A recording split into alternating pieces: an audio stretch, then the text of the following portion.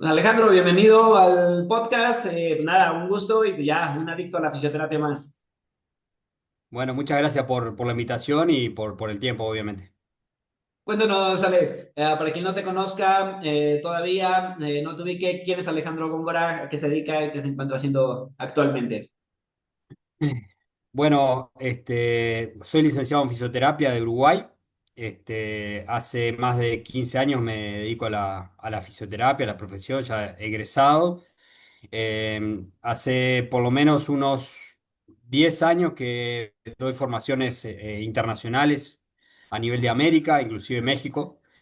Y más que nada, el área que me desarrollo es el área traumato-deportiva. Tengo varias formaciones en conjunto, donde dicto, por ejemplo, de lo que vamos a hablar hoy, que es la parte de ejercicio terapéutico en las tendinopatías de miembro inferior, junto con Omar Álvarez, que es el otro colega aquí de Uruguay, que aparte de fisioterapeuta es licenciado en educación física. Y después tengo junto a Julio Brites la otra formación que es vendaje y férulas funcionales, que damos mucho también hemos recorrido varios países también dando la formación. Y después un concepto propio de terapia manual instrumental que se llama FTBE, que es facilitación de tejido blando y ejercicio, que también va de la mano. Son mis tres pilares, o sea, terapia manual instrumental, vendaje cuando se lo necesite y ejercicio siempre para los pacientes.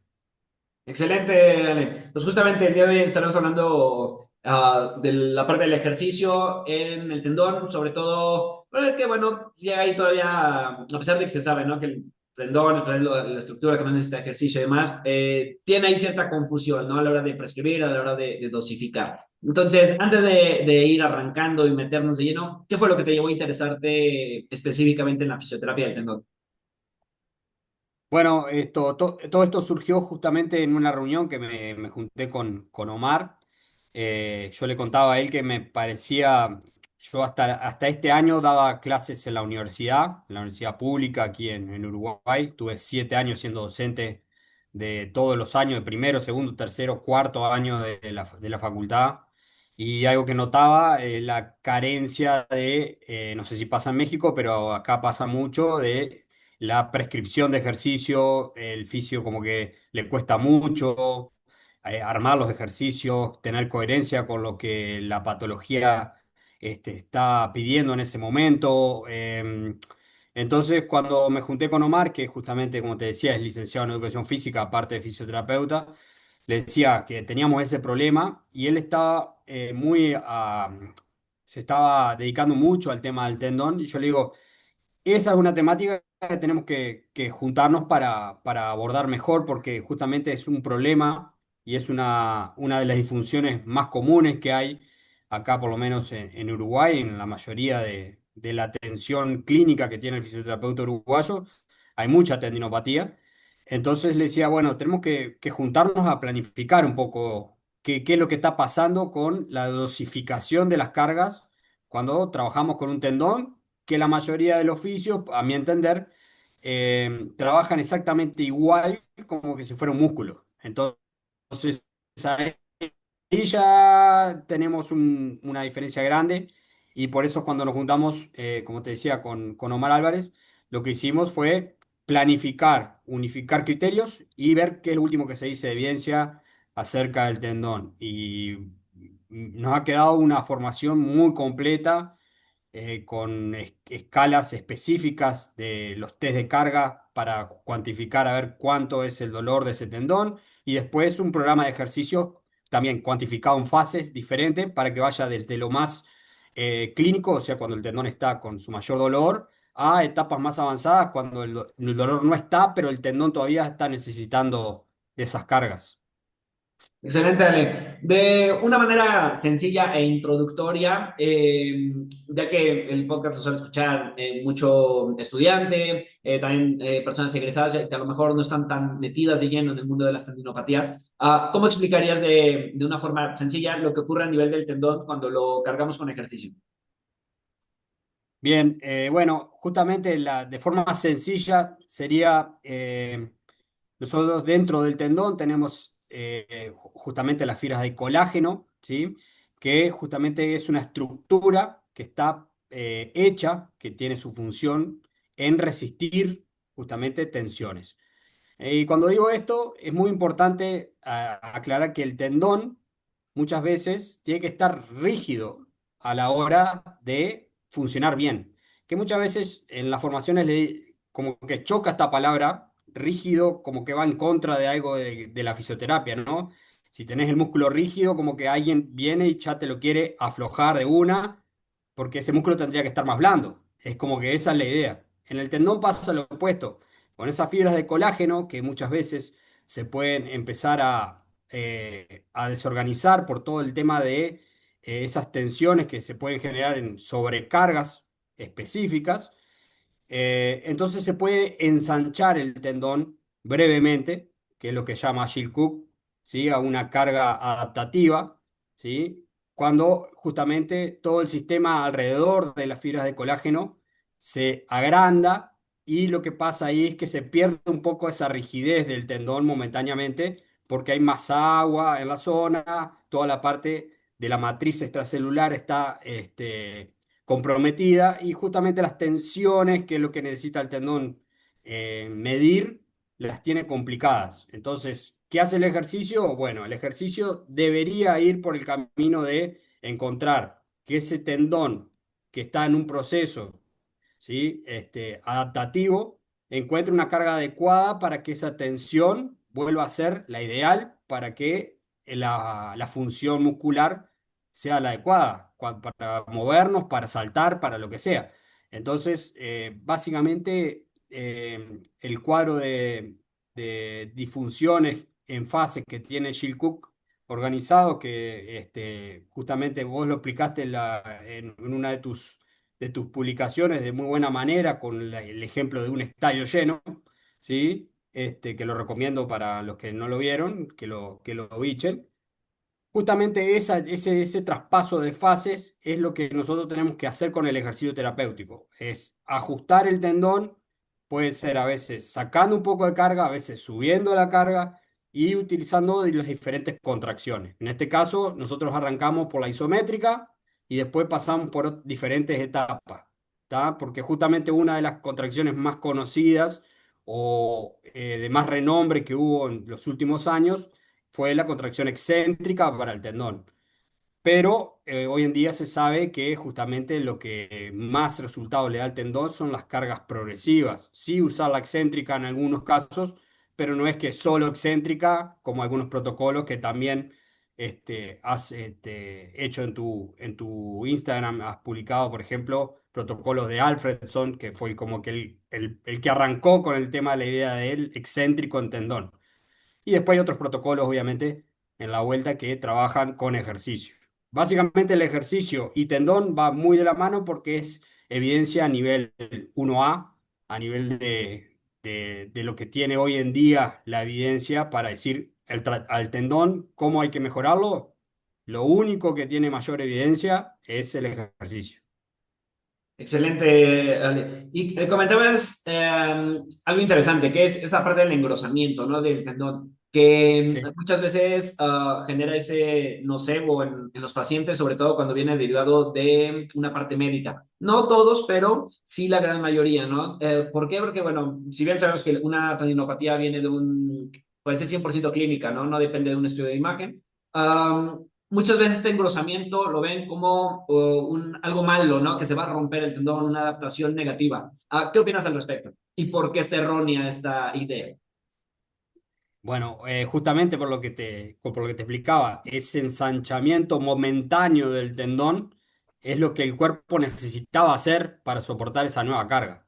Entonces, ¿cuál es el problema? Que justamente cuando le hacen ecografías o resonancias o demás estudios, va a aparecer esa desorganización, que puede ser momentánea. Por eso lo lindo del cuadro que creó Jill Cook te saca de esa idea médica de que una tendinopatía, que es la terminología que tenemos que usar hoy en día, no es una tendinitis, no es una tendinosis, ¿sí? Sino que es una tendinopatía que pasa por diferentes etapas y que va avanzando, retrocediendo en el mismo paciente, o sea, nunca está estático. Entonces, el médico va a decir, si ve una ecografía, ensanchamiento del tendón, acá veo fibras de colágeno que están desorganizadas, acá veo una neovascularización, acá ponen todo lo que ven que no debería estar y eso se entiende como negativo, cuando muchas veces es una respuesta natural del cuerpo para adaptarse. Ahora, el problema está no en justamente en el ensanchamiento del tendón, porque es normal y cualquier paciente que tenga un ensanchamiento, e inclusive notorio del tendón de Aquiles, por ejemplo, que muchas veces vemos en los pacientes un tendón mucho más ancho y el otro más flaco, y muchas veces queda esa idea de que, ah, no, esto está muy ancho, hay que hacer no sé, una fricción para que el tendón quede más flaco de ese lado. No es así, ¿tá? O sea, justamente es una buena adaptación de ese tendón. Si no no canta clínica, como decimos nosotros, no hay que tocar ese tendón. Ese tendón está totalmente bien adaptado y se ensanchó porque necesita más carga, porque el paciente tira más peso a la derecha que a la izquierda. El deporte que eligió, el trabajo que hace día a día, no sabemos, ¿sí? Pero obviamente, si no tiene clínica, ese tendón está bien, ¿tá? Por más que esté ensanchado. Y justamente esa idea que muchas veces es culpa de los médicos a la hora de diagnosticar y decir, bueno, este tendón tiene tal cosa, tal otra, tal otra. El paciente viene con miedo a que se rompa porque le dijeron tantas cosas que entonces dice, no, pero no voy a poder hacer ese ejercicio que me propone porque pues, el doctor me dijo que tiene esto. Ahí hay que hacer el proceso inverso, explicarle al paciente que es un proceso natural, qué vamos a hacer, por dónde viene el tratamiento. Y hoy en día que tenemos tantos estudios que varias resonancias que han hecho en zonas que no tienen dolor y aparecen las patologías, esto es igual, ¿sí? Ecografías, resonancias, lo único que nos hace empeorar esa kinesiofobia que pueden llegar a tener algunos pacientes a la hora de justamente la rehabilitación.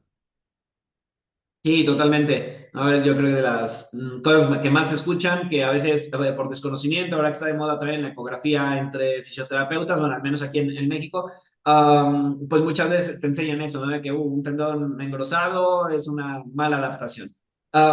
Y pero no es así, como bien lo has explicado. Pasando a la parte del ejercicio, que es nuestro tema central, ¿qué variables consideras tú que son fundamentales a la hora de dosificar el ejercicio? Bien, como te decía, nosotros escalonamos, justamente planificamos una serie de fases donde el paciente va a pasar de una fase uno a una fase 5, ¿sí? Pasando por diferentes ejercicios y contracciones. Por ejemplo, las fases iniciales nosotros utilizamos el ejercicio isométrico, tiene bastante evidencia que en cuanto al dolor es muy bueno. Entonces, en fases iniciales, hacer isométricos con tendinopatía tiene mucha validez, ¿sí? Y nosotros dentro de los isométricos utilizamos el iso push y el iso hold, ¿tá? Con diferentes variantes. Siempre tratando de llegar lo más alto que se pueda en cuanto a carga de segundos de mantener, ¿sí?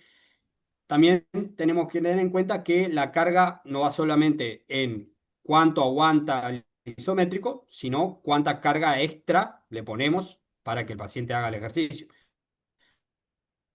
Entonces, arrancamos con isométricos,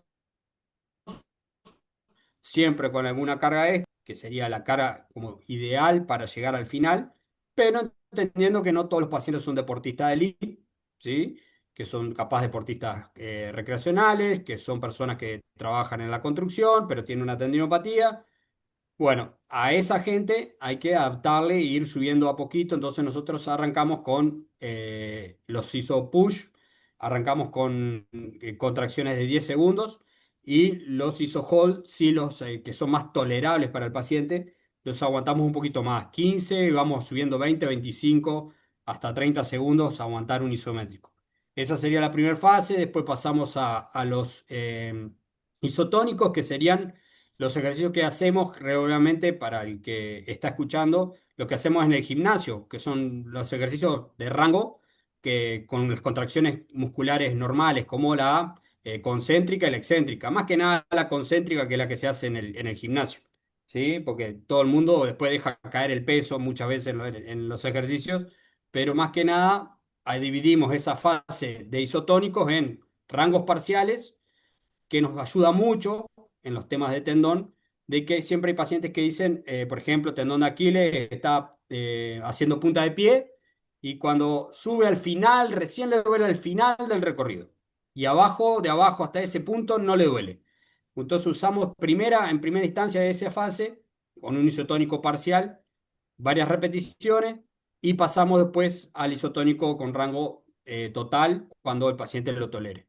Y así vamos subiendo hasta una fase que me parece la más interesante para los alumnos cada vez que hacen la formación, para cuando hablamos, que es la parte de absorción-liberación, que es lo que realmente hace un tendón. Justamente transmite carga tensil, ¿sí? Entonces hay que tensarlo, ¿sí? Absorber, tiene que ser capaz de absorber energía y liberarla. Entonces, esa fase 3 hacemos ejercicio que serían lo más parecido a la pliometría, ¿sí? Absorber y liberar energía, ¿bien? Con rangos que no vayan en contra de la velocidad, sino que justamente el ejercicio sea rápido y con esa absorción-liberación. Y esto es en cadenas abiertas y en cadenas cerradas, de los dos tipos. Y después pasamos a una fase 4 que son la parte de si tenés pacientes con ejercicios, con pacientes con deportes específicos como fútbol, básquetbol, lo que sea, ya vas al entrenamiento que lleve, por ejemplo, absorción-liberación, pero adecuado al deporte, ¿sí? Con el elemento, con la pelota, con lo que sea. Y después, para terminar, siempre ponemos una fase 5 de mantenimiento, que le explicamos al paciente que ahora no te duele más el tendón, pero ese tendón todavía no está preparado, ¿sí? Para toda la carga que le vas a meter, porque vas a volver a la normalidad. Entonces, vos vas a hacer todo lo que vos quieras, pero necesitamos que en esa fase hagas un mantenimiento de lo que has ganado. Entonces, la mayoría del tiempo vamos a pedirle en esa fase por lo menos un mes o 2 meses que hagan ejercicio de la fase uno y 2, que es lo que te decía, contracciones isométricas y contracciones concéntricas, ya sea en rango parcial o total. Y en el total podemos hacer hincapié en la parte excéntrica también. Por eso te decía que lo que hoy en día se habla es la carga progresiva hacia el tendón, utilizando todas las contracciones. No es que la excéntrica sea la más apta para todo. Correcto. Oye, ¿y utilizas algún criterio clínico para progresar de fase? ¿Lo haces por tiempo, por cierto, con base al dolor o algún otro criterio? Bien, bien, nosotros utilizamos la escala de dolor que fue adaptada por Cibernagel, ¿sí? Que utiliza justamente unos puntos ahí de dolor que utilizamos la escala del 0 al 10, donde el paciente sitúa su dolor en el test de carga, ¿sí? El día 1, test de carga, me duele 4, listo, te duele 4. Planificamos el entrenamiento de ese día y generalmente en ese día hacemos, para ver al otro día cómo responde, hacemos un entrenamiento de alta carga. O sea que justamente estamos buscando que realmente se vaya el paciente cansado de esa sesión, ¿sí? Que ese tendón haya trabajado bastante. Para poder chequear al otro día, ¿sí? A ver cómo respondió ese tendón con el mismo test de carga. Si el tendón, con lo que planificamos, responde con un dolor 2 puntos más del dolor, por ejemplo un 6, consideramos que es una carga adaptativa, o sea que ese tendón está doliendo un poco más, pero es normal porque nosotros le dimos mucha carga. Entonces, el dolor en ese caso no es limitante y hay que explicárselo al paciente, inclusive entrenarse, se puede entrenar con dolor, pero tiene que ser tolerable. Y usamos estos 2 puntitos. Si pasó de 6 el dolor, por ejemplo, en este paciente, bueno, algo hice que fue demasiado para ese tendón y la próxima sesión tengo que empezar a modificarlo. Entonces, siempre vamos a ir pasando de fase, siempre que después de la alta carga, el paciente me diga, por ejemplo, me duele igual que el día que me hiciste el test de carga. Bueno, entonces esa carga es adaptativa. ¿Tá? No vamos a buscar en tendón soluciones mágicas de desaparece el dolor de una semana a la otra. Jamás va a pasar eso. El tendón tiene un metabolismo muy lento y por lo cual todas las adaptaciones que se necesitan van a ser, le va a costar el triple que al músculo, por ejemplo, 4 veces más. Entonces, todo va a costar un poquito más. Entonces, usamos la escala de dolor, como te digo, como referencia para saber y ajustar las cargas al día siguiente o de esa semana. Y cada fase, ¿cuánto tiempo lo llegas tú a mantener, no? Se habla por ahí de un tiempo de adaptación del tendón de 10, 15 días, 2 semanas, como para adaptarse y después hacer una progresión, ¿no? Con base al dolor y todo. ¿Tú mantienes ese tiempo o le das más, le das menos o utilizas algún otro criterio? No, no, en realidad sabemos que por diferentes estudios puede pasar eso, ¿sí? Pero todos los pacientes son distintos. Ya en una de las frases que tenemos de la presentación de Jill Cook, dice que cada persona es un tendón distinto, o sea, cada persona hay que tratarla de manera individual. Todos los tendones no se van a comportar iguales. Pero sabemos, por ejemplo, que que un tendón de Aquiles pueda pasar por todas las etapas y lograr algún efecto, hay varios estudios que dicen que por lo menos son 12 semanas de entrenamiento. Entonces hay que explicarle mucho al paciente de que lo más probable, que dependiendo de dónde arranque, ¿no? No es lo mismo que arranque en una fase uno con mucho dolor, que ya pueda hacer una fase 3 en el primer día de la clínica. No es lo mismo, no le va a llevar capaz el mismo tiempo, pero sí vamos a ir respetando el dolor que le vaya apareciendo al paciente e ir llegando justamente a que el test de carga no duela, eso sería justamente el objetivo, que el test de carga no moleste y que después su actividad, ya sea deportiva o laboral, no genere demasiado dolor. ¿Puede generar alguna molestia? Bueno, sí, obviamente el tendón, como digo, va a ir mejorando con el tiempo, pero que no sea la misma molestia que tenía antes de empezar. Entonces, por lo menos te diría que por fase podemos estar tranquilamente 2 semanas, ¿sí? Pero en otro paciente puede ser que los primeros 3 días se adapta muy bien y ya combino la fase uno con la fase 2 y ya en la misma sesión hago las dos fases, no es que son separadas. Y a las otras semanas anda muy bien, meto algún ejercicio fase 3 capaz en cadena abierta para no cargar tanto, y ya tengo fase uno fase 2 fase 3 en la misma sesión. O sea, no es que las fases se respetan las sesiones, sino que viene el paciente y yo voy agarrando de cada fase lo que necesito y armo mi sesión de ejercicio. Correcto, Ale. Hablas de los test de carga, ¿no? Y que identificamos, pero que probablemente quien te escuche y que no son tan comunes, ¿no? Que no se habla tanto, mucha gente los desconoce. Entonces, cuéntanos, ¿qué son los test de carga? Y bueno, si tú los ocupas, ya nos adelantaste, ¿no? Justamente no solamente para evaluar, sino también como un método de progresión, ¿no? De como un criterio. Entonces, cuéntanos, ¿cómo se realizan esos test de carga? Bien, en los test de carga, nosotros en la formación tenemos 5 tendones, que son justamente el Aquiles, el rotuliano, los del pubis, ¿sí? Los de isquio y el glúteo. Entonces, de esos 5, tenemos progresiones diferentes para testear. Vamos con el Aquiles, que es el como más conocido. Entonces, el Aquiles, ¿cómo puedo ir progresando la carga? Bueno, nosotros tenemos el primer test de carga que sería estar en posición sentado con ambos pies apoyados y hacer una elevación bilateral del talón. Eso con cierta carga que puede ser corporal o algún elemento, ¿sí? Que puede ir arriba de las rodillas tranquilamente para ver cómo responde. Si ya canta clínica ahí, ya paramos. O sea, si me dice, me duele, ¿cuánto? 5. ¿Dónde? Me señala con un dedo, ¿sí? La zona del dolor en el tendón de Aquiles, ya tenemos nuestro diagnóstico diferencial. Es una tendinopatía de Aquiles, dolor tanto, con este T de carga, que va a ser nuestro referente. Entonces, si no da con ese, bueno, pasamos a unilateral. Si no da unilateral con rodilla flexionada, pasamos a bilateral con rodilla extendida con carga asimétrica. ¿Qué quiere decir? Que va a apoyar el pie completo, el que estamos evaluando, va a levantar la punta del pie y el otro está en puntita de pie apenas apoyando. Eso lo llamamos asimétrico. Si en ese no canta clínica, también pasamos a unipodal, totalmente la elevación. Y si eso no da ninguna clínica, quiere decir que ese paciente está bastante bien.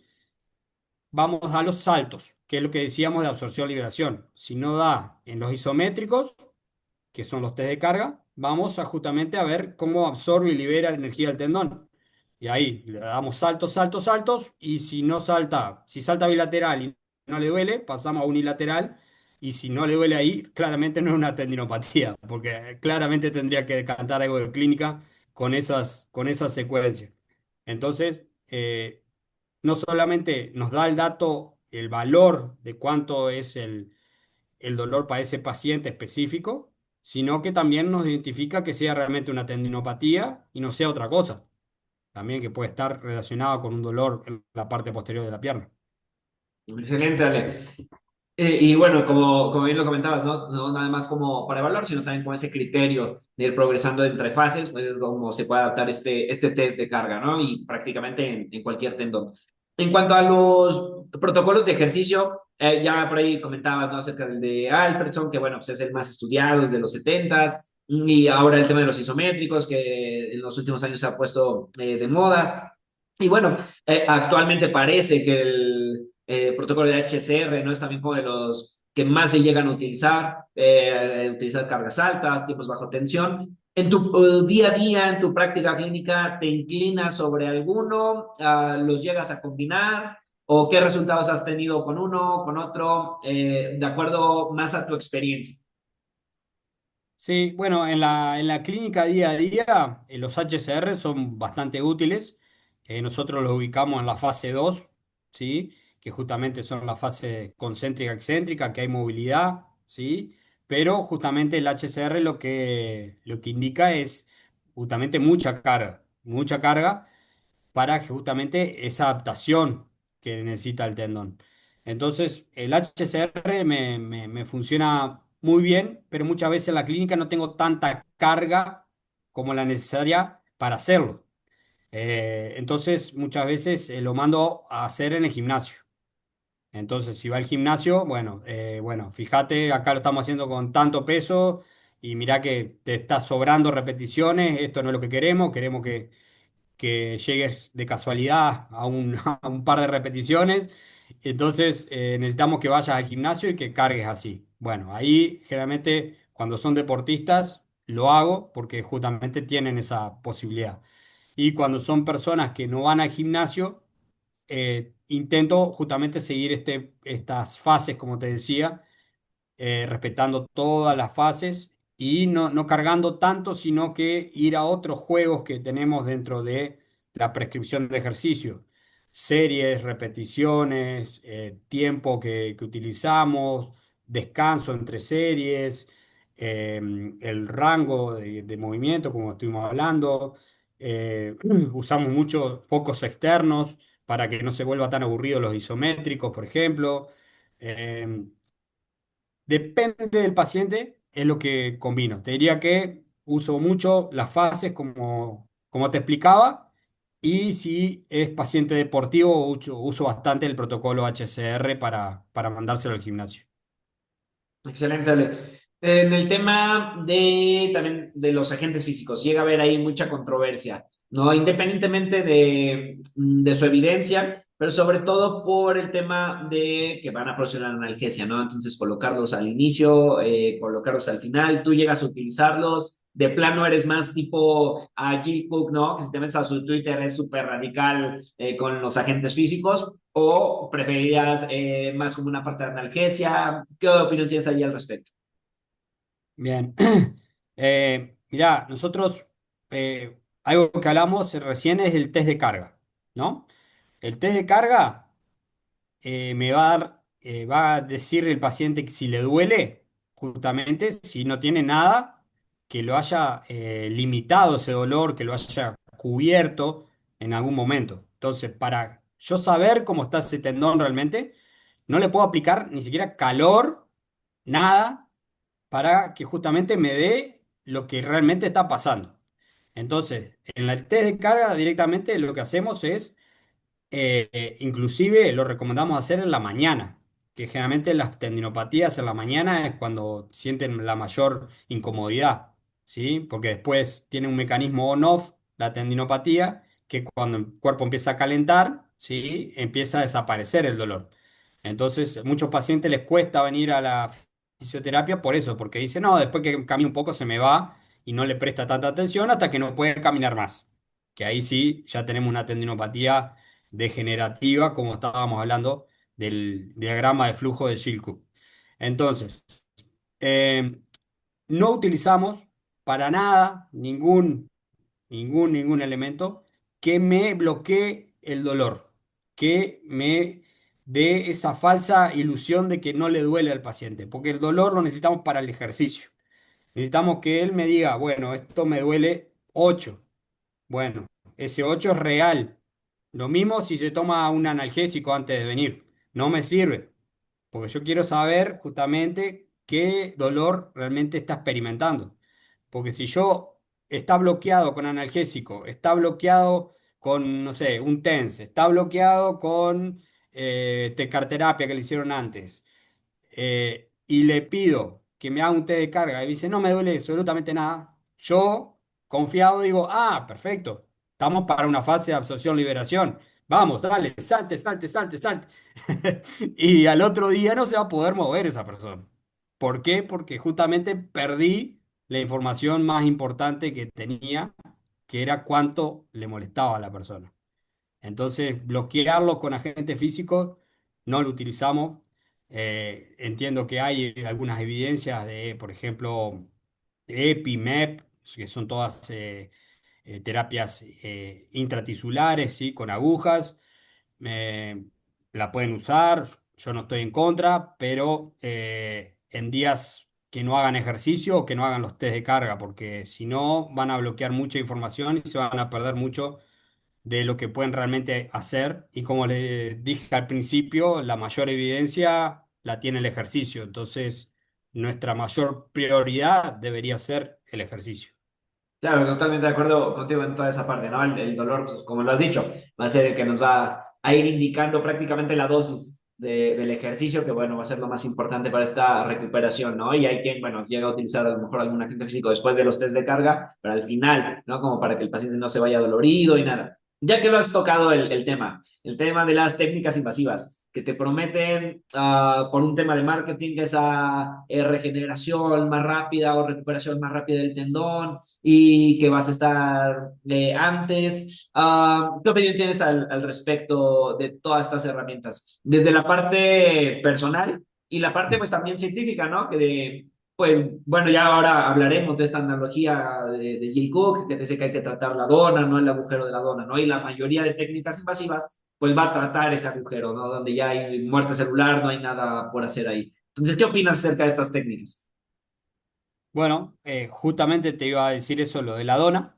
Claramente vamos por el lado de trabajar no el agujero, trabajar el resto del tendón que está correcto, olvidarnos de esa parte degenerativa y, por ejemplo, algo que hoy en día está muy en auge en la fisioterapia o debería ir creciendo más es la comunicación hacia el paciente, que es algo que a veces hacemos mal y es muy importante explicarle esto.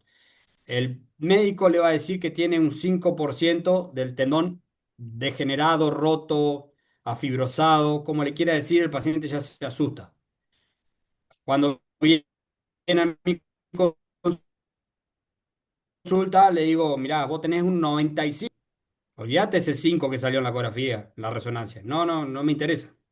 Tenés 95 bien. O sea, hay que aplicárselo de esa manera. Hay que decirle, mirá, vamos a trabajar lo que está bien y ese 5% va a dejar de ser un problema. Porque lo otro se va a adaptar y va a mejorar y justamente vamos a lograr que ese tendón funcione como tiene que funcionar. Entonces, yo en cuanto a terapias invasivas, inclusive tengo la formación de MEP acá, que la hice en Uruguay. No la utilizo, la hice simplemente por conocimiento, para tener justamente el respaldo de poder hablar con la evidencia científica, pero también con la experiencia clínica y no lo utilizo. Me dedico justamente a eso mismo de tratar de potenciar y hacer que el paciente entienda que si me dijeron tengo 10% del tendón roto, tenés 90% del tendón sanito. Así que vamos por ese 90. Claro, y que al final, pues, bueno, para que nos escuche que seguramente habrá quien haga algo invasivo, que le guste la parte invasiva en la parte del tendón, a lo mejor no está mal, ¿no? Que sí, va a quitar dolor, pero a lo mejor no por las narrativas que nos prometen estas herramientas para vender más, sino probablemente por otros mecanismos, ¿no? Pero bueno, al final el pilar del tratamiento, pues, va a ser el ejercicio. Tocaste el tema del modelo continuo, ¿no? Algo súper importante en el tendón que nos hace entender justamente por qué se adapta, por qué empeora. Y en la parte teórica es fácil de entenderlo, pero en la parte práctica es donde genera también mucha confusión. No sé si te pasa en los cursos, Sí. pero seguramente, ¿no? A mí me llega a pasar que, bueno, ya que lo explicas, las preguntas siempre son, bueno, y ahora clínicamente, ¿cómo reconocemos una tendinopatía reactiva, un tendón degenerado, una tendinopatía reactiva degenerativa? Entonces, ¿tú cómo las llegas ahí a identificar? Y, bueno, con base a eso, ¿cómo comienzas tu tratamiento? Bien. Bueno, en base a eso, lo primero que explico justamente es que eh, inclusive hasta para Jill Cook es difícil identificar justamente en qué fase se encuentra en el momento exacto el tendón, porque justamente se llama diagrama de flujo y de un día para el otro puede mudar a alguna de las partes. Lo que tiene que entender bien claro la persona que vaya a trabajar con tendón es que el tendón normal no duele, ¿tá? El tendón no tiene que doler en nada, en ningún aspecto de nada.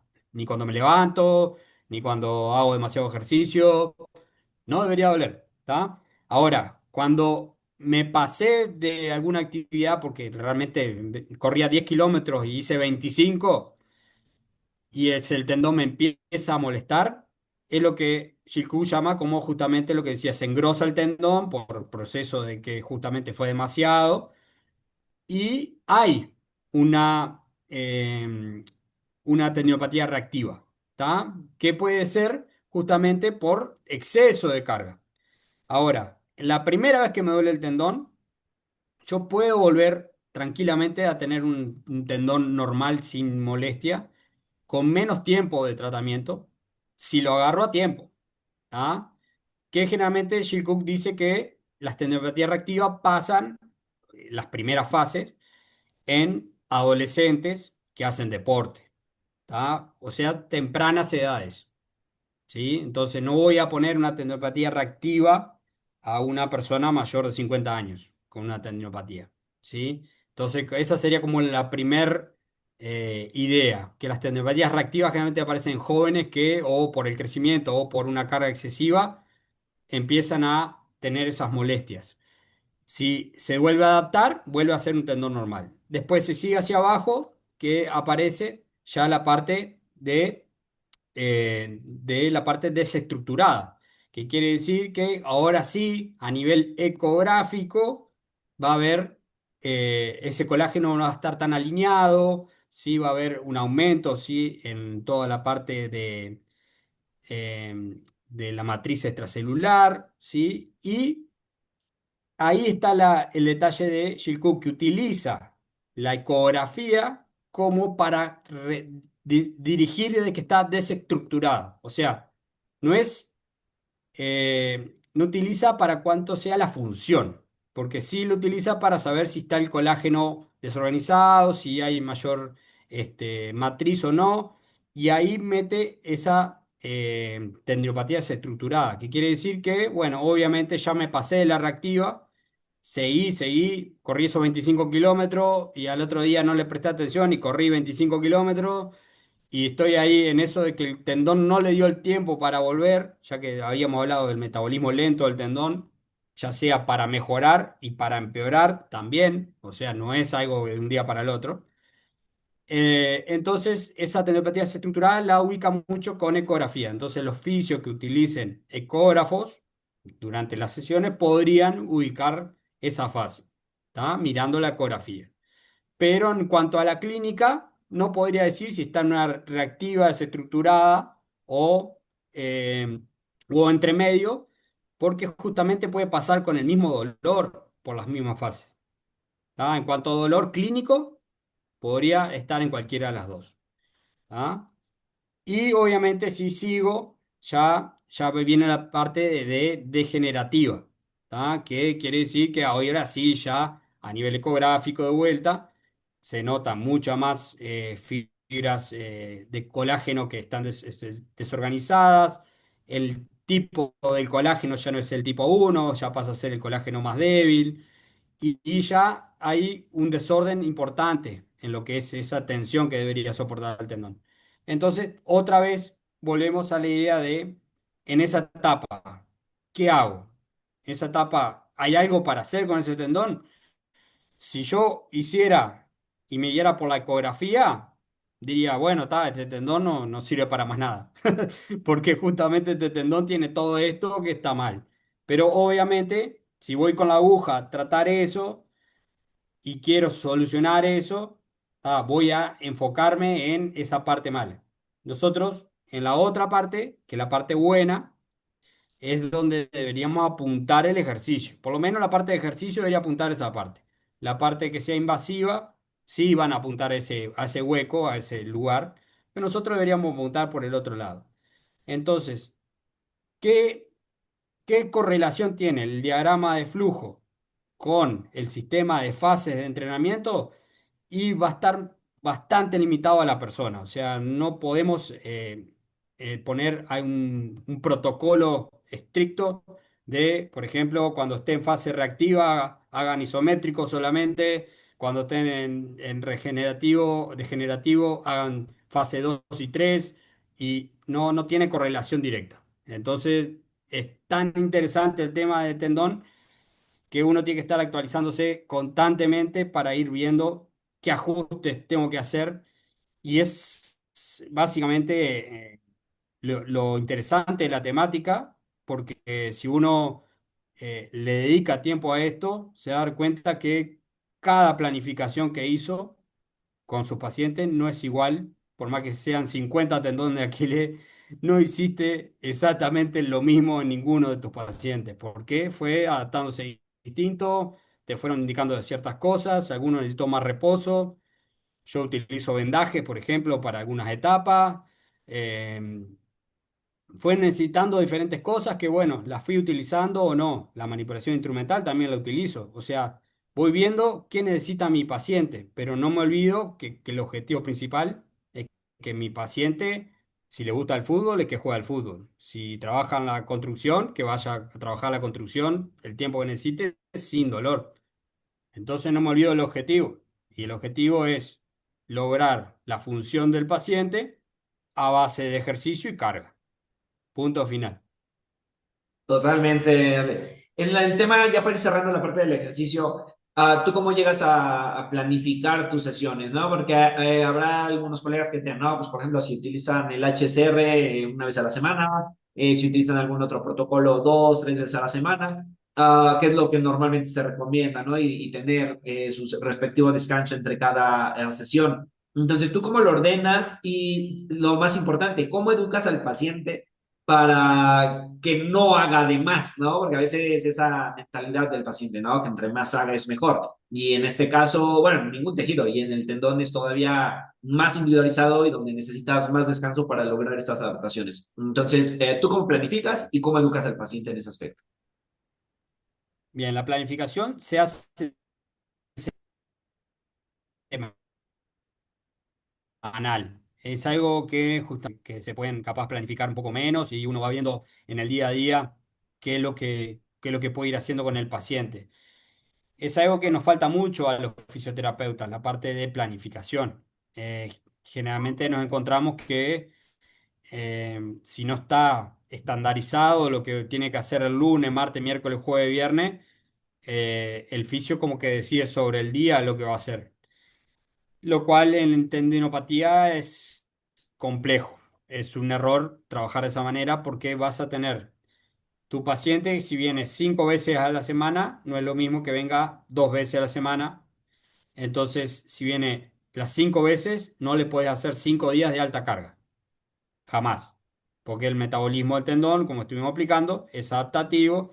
Subió, picó la clínica, dijo me duele 2 puntitos más, bueno, está adaptado, pero el siguiente día voy con ejercicios de fase uno isométricos, con un poquito menos de carga, ¿sí? Al siguiente ya sé que si anduvo bien, lo puedo aumentar a fase 2 de vuelta, uno y 2.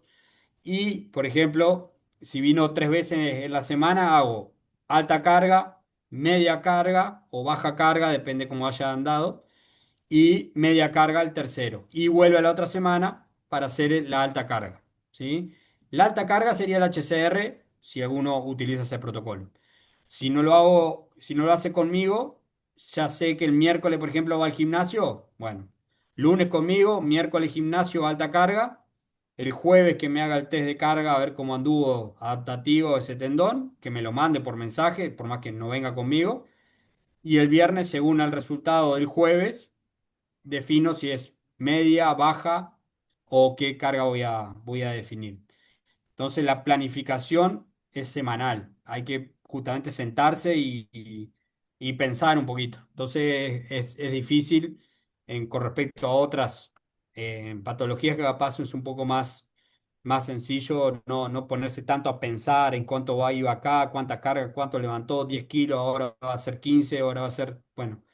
Todo eso es interesante y para algún oficio es medio eh, trabajoso realizar todo eso. Y lamentablemente para todos los que vivimos en América Latina nos cuesta registrar cosas y muchas veces tenemos muy buenos trabajos, pero no los tenemos registrados. Un paciente anda espectacular y no tenemos nada de lo que hicimos. O sea, soy muy bueno haciendo, pero no poniendo en un papel lo que realmente fui trabajando. Entonces nos perdemos eso y perdemos de presentarlos en congresos, en charlas, que lamentablemente pasa en toda América Latina. O sea, ya por suerte he estado por 10 países de América y somos todos medios parecidos en eso, en la fisioterapia. Así que nada, ya aprovecho a que los que les cueste, por favor, traten de planificar un poquito más sus sesiones, porque nos ayuda mucho a crecer como fisioterapeuta y ni hablar al prestigio de la profesión que tiene que ir creciendo día a día.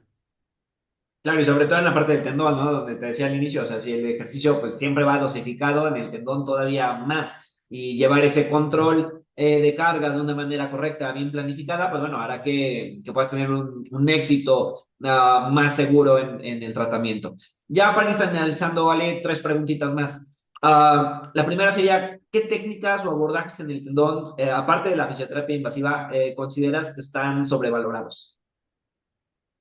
Bien, nosotros hablamos mucho, por ejemplo, del ultrasonido, acá en Uruguay se usa mucho.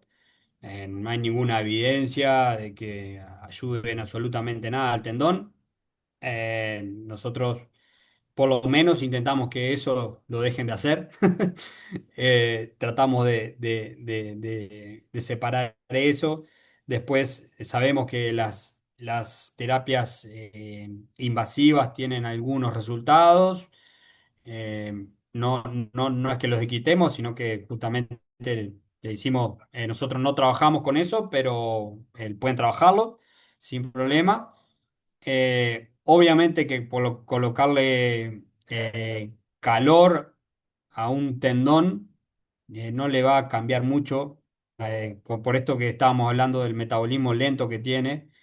Lo que sí puede pasar es que ese calor bloquee un poco el mecanismo de dolor y no me dé justamente el margen que quiero, la información que quiero en el ejercicio. Entonces todo lo que es tecaterapia y demás, que dé calor y demás, es como que ¿para qué y en qué momento? Entonces hay que tener cuidado de ese tipo de cosas. Y bueno, acá en Uruguay más que nada hacemos hincapié en el ultrasonido porque se sigue usando. Y bueno, se usa mucho magnetoterapia también. También no encontramos mucha evidencia al respecto. ¿Meterías ahí el masaje transverso? Y el masaje transverso, lo que pasa es que justamente el masaje transverso es como un TENS.